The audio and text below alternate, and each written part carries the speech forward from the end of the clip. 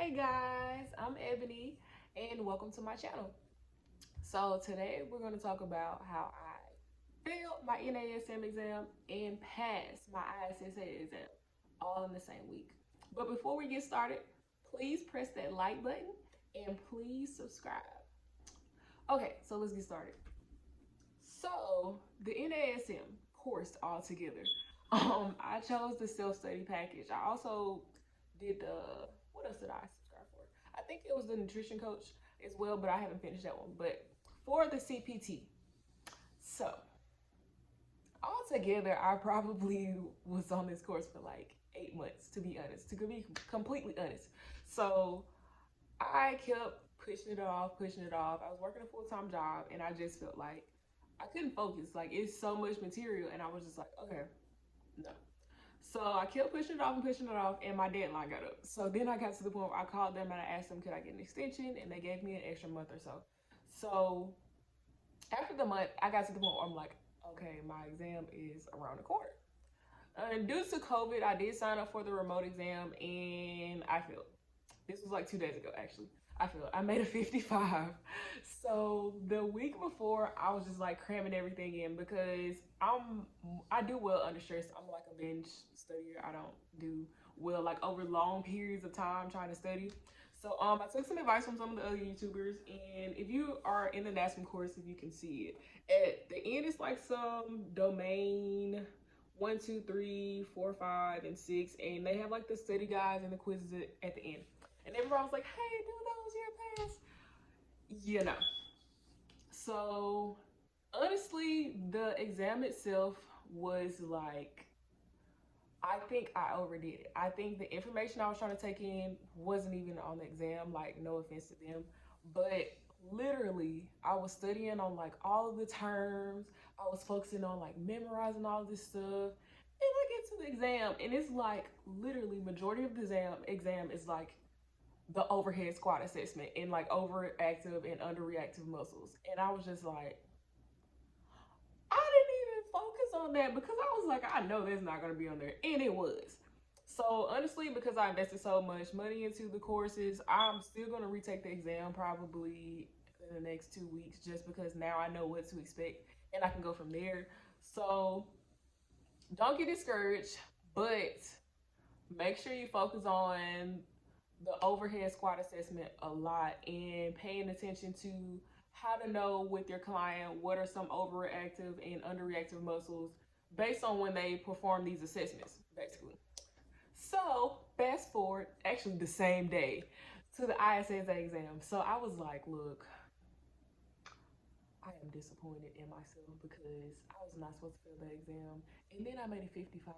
And I'm just like, what am I supposed to do now? Because I want to work.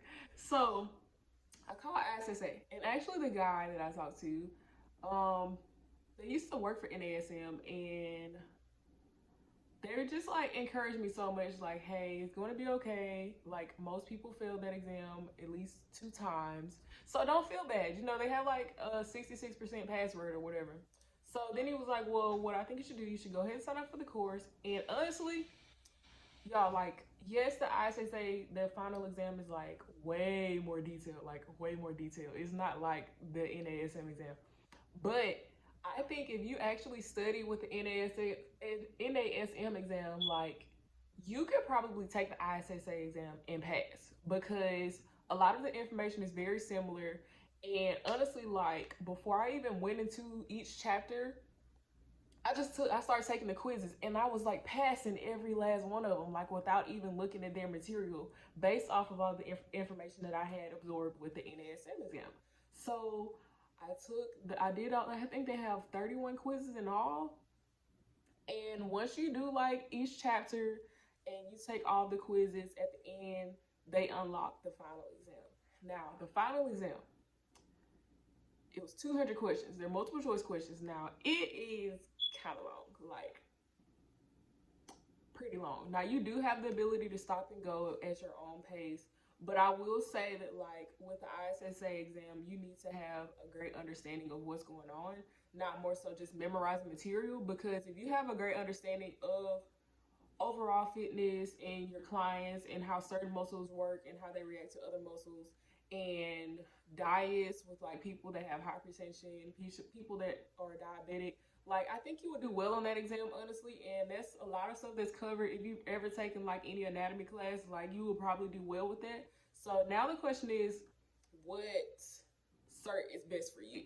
Now with the ISSA exam, with that certification, once you pass, you do have access to the certification, their certificate. So most all the gyms take that. Like it's not any type of, oh, this this exam isn't accredited, because they do have two different types right now. They have a sale going on where you can get both, and honestly, I haven't had a problem. So I feel so much content now, so much more content now, and happy that I can take this certification and go ahead and start working and get out there, and then I can focusing on the NASM exam, because I think it's $199 for me to retake it. So I'm not in a rush, y'all, but I'm still gonna take it just because I invested so much time in that, and I just feel like that's that competition for myself, because I want to pass that certification as well.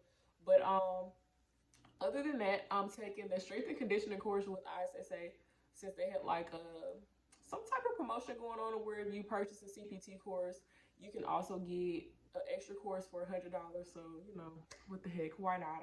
It's too late now, I might as well.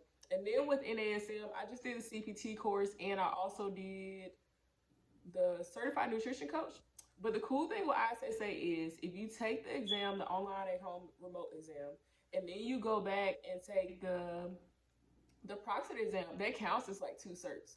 So it's really cool. If you have time, I would recommend ISSA, or if you're in a time crunch, I would recommend them. Are able to like absorb all this information, because I feel like you will have a better chance to just take the exam, get out there, and start working, versus with the NASM exam, like you have deadlines in between anytime you fail. So like if you fail the first time, you have to wait 7 days.